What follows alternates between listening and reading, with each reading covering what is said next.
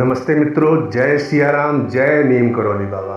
मैं पवन कुमार चतुर्वेदी आशा करता हूँ पूज्य गुरुदेव बाबा नीम करौली की कृपा से आप और आपके परिवारीजन सकुशल होंगे, प्रसन्नचित होंगे। इन्हीं शुभ मंगल कामनाओं के साथ चलते हैं आज के क्रमांक की ओर। एक छोटी सी कहानी। एक साधु वर्षा के जल में प्रेम और मस्ती के साथ गुनगुनाते हुए चलते चले जा रहे थे।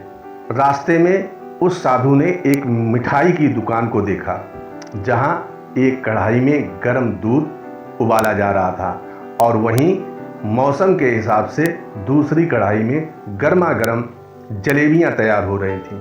साधु कुछ क्षणों के लिए वहां पर रुक गए। शायद भूख का एहसास हो रहा था या मौसम का असर, जो कुछ भी हो। साधु हलवाई की भट्ठी को बड़े गौर से देखने लगा। साधु कुछ खाना चाहते थे, लेकिन साधु की जेब ही नहीं थी, तो पैसे भला कहाँ से आ सकते हैं। साधु कुछ पल भट्टी से हाथ सेकने के बाद आगे की ओर चलना चाहते थे, तभी नेक दिल हलवाई से रहा न गया और एक प्याला गर्म दूध और कुछ जलेबियां साधु को खाने के लिए दे दी। उस साधु ने गर्म जलेबियां गर्म दूध के साथ खाईं और फिर हाथों को ऊपर की ओर उठाकर हलवाई के लिए प्रार्थना की, फिर आगे चल दिए। साधु बाबा का पेट भर चुका था। दुनिया के दुखों से बेपरवाह वे फिर एक नए जोश के साथ बारिश के गंदले पानी के छींटे उड़ाते हुए आगे गुनगुनाते हुए चले जा रहे थे। वे इस बात से बेखबर थे कि एक युवा नवविवाहित जोड़ा भी वर्षा के जल से बचता बचाता उनके पीछे चल रहा था।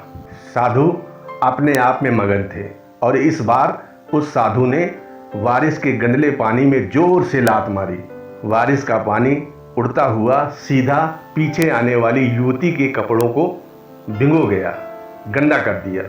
उस औरत के कीमती कपड़े कीचड़ से लथपथ हो गए। उसके युवा पति से यह बात बर्दाश्त कतई नहीं हुई, इसलिए वह आस्तीन चढ़ाकर आगे बढ़ा और साधु को कपड़े से पकड़कर कहने लगा, अंधा है, तुझको नजर नहीं आता? तेरी हरकत की वजह से मेरी पत्नी के कपड़े गीले हो गए हैं और कीचड़ से भर गए हैं। साधु हक्का बक्का सा खड़ा था, जबकि इस युवा को साधु का चुप रहना अर्थात शांत रहना अच्छा नहीं लग रहा था। महिला ने आगे बढ़कर युवा के हाथों से साधु को छुड़ाना भी चाहा, लेकिन युवा की आंखों से निकलती नफरत की चिंगारी देख वह भी फिर पीछे खिसकने पर मजबूर हो गई। राह चलते राहगीर भी उदासीनता से ये सब दृश्य अपनी आंखों से देख रहे थे, लेकिन युवा के गुस्से को देखकर किसी में भी इतनी हिम्मत नहीं हुई कि उसे रोक पाते। और आखिरकार जवानी के नशे में चूर इस युवक ने एक जोरदार थप्पड़ साधु के चेहरे पर जड़ दिया। थप्पड़ लगने के कारण साधु जमीन पर उसी कीचड़ में गिर गया। युवक ने जब साधु को नीचे गिरते देखा तो मुस्कुराते हुए वहां से चल दिया। बूढ़े साधु ने आकाश की ओर देखा और उसके होठों से निकला, वाह मेरे भगवान, कभी गरम दूध जलेबियां और कभी गरम गरम थप्पड़ खिलाते हो, लेकिन जो तू चाहे मुझे भी वही पसंद है। ये कहता हुआ वह एक बार फिर अपने रास्ते पर गुनगुनाते हुए चल दिया। दूसरी ओर वह युवा जोड़ा अपनी मस्ती को समर्पित अपनी मंजिल की ओर अग्रसर हो गया। थोड़ी ही दूर चलने के बाद वे एक मकान के सामने पहुंचकर रुक गए। वह अपने घर पहुंच गए थे। वह युवा अपनी जेब से चाबी निकालता हुआ और अपनी पत्नी के साथ हंसी मजाक करता हुआ सीढ़ियों पर चढ़ने लगा। बारिश के कारण सीढ़ियों पर फिसलन हो गई थी। अचानक उस युवा का पैर फिसल गया और सीढ़ियों से नीचे गिरने लगा। महिला ने बहुत जोर शोर से आवाज़ लगाई और शोर मचाकर लोगों का ध्यान अपने पति की ओर आकर्षित करने लगी, जिसकी वजह से काफ़ी लोग तुरंत सहायता के लिए युवा की ओर आ पहुँचे, लेकिन देर हो चुकी थी।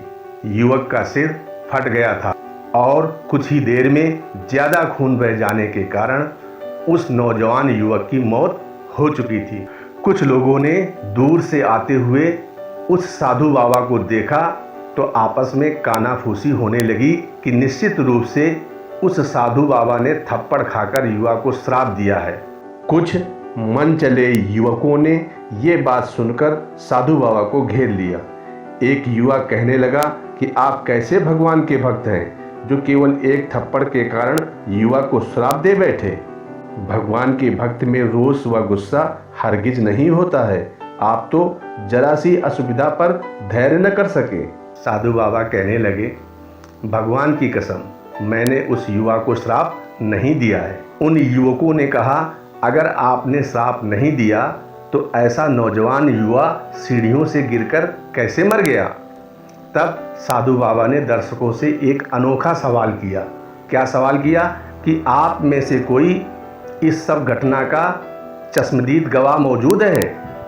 एक युवक ने आगे बढ़कर कहा, हाँ, मैं इस सब घटना का चश्मदीद गवाह हूँ। साधु ने अगला सवाल किया, मेरे कदमों में से जो कीचड़ उछला था, क्या उसने युवक के कपड़े को दागी किया था। युवा बोला, नहीं, लेकिन महिला के कपड़े जरूर खराब हुए थे। उस साधु ने युवक की बाहों को थामते हुए पूछा, फिर युवक ने मुझे थप्पड़ क्यों मारा।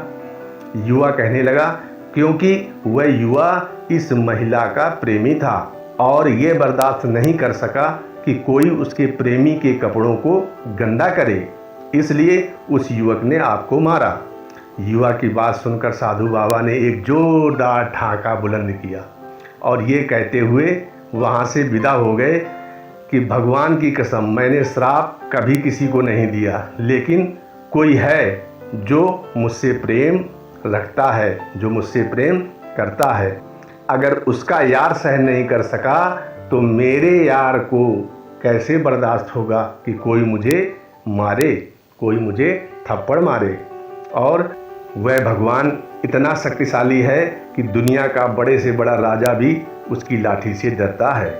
उस भगवान की लाठी दिखाई नहीं देती है और आवाज़ भी नहीं करती है, लेकिन पड़ती है तो बहुत दर्द देती है। हमारे कर्म ही हमें उसकी लाठी से बचाते हैं। मित्रों, कहने का आशय ये कि हमारे कर्म ही हमें उस परमात्मा की, उस भगवान की लाठी से बचाते हैं। बस कर्म अच्छे होने चाहिए और हमेशा सहज और शांत रहना चाहिए। और इसलिए मित्रों, अच्छे कर्म करते जाइए, पुण्य कर्म करते जाइए और बाकी सब बाबा पर छोड़ते जाइए। पूज्य गुरुदेव नीम करोली बाबा पर छोड़ते जाइए, भगवान पर छोड़ते जाइए, क्योंकि अच्छे कर्मों का फल सदैव अच्छा ही होता है और बुरे कर्मों का फल सदैव बुरा ही होता है। मित्रों, आज का क्रमांक कैसा लगा कमेंट करके अवश्य बताएं और यदि वीडियो अच्छा लगा हो तो उसे लाइक और शेयर अवश्य कर दें। नमस्ते मित्रों, जय सिया राम, जय नीम करोली बाबा।